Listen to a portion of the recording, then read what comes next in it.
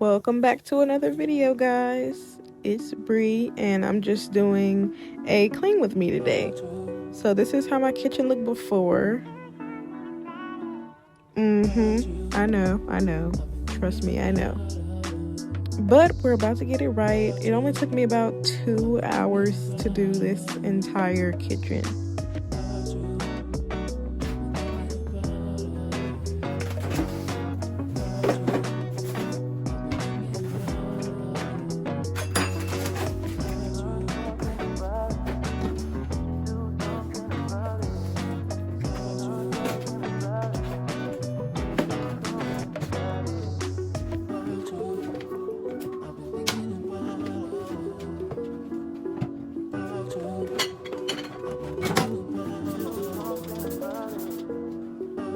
So naturally, for each counter, I just start by clearing it, and then I wipe them down and wipe all my appliances that I have up there.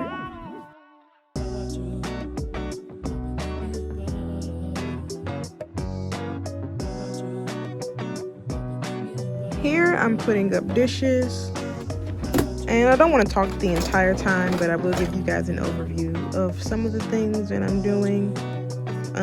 I already had a load of dishes in the dishwasher that was already clean that I had to put up. And here I'm just rinsing them off, making sure there's no debris on the dirty dishes before I put them in. I know people fully... Sorry, it got cut off. I got a phone call, but I know some people fully wash their dishes before putting them in the dishwasher. And to me, that doesn't make sense, but to each their own. As long as they're rinsed and there's no food on them, my dishwasher works perfectly fine on its own.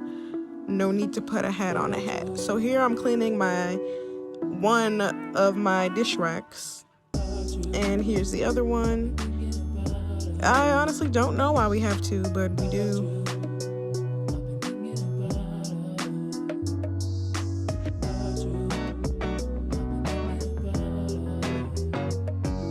So y'all, TikTok actually taught me a better way to clean these stove pieces. So use baking soda, Dawn dish soap, and a degreaser and let them soak for a little bit. And then use a Brillo pad and scrub everything off. Works amazing.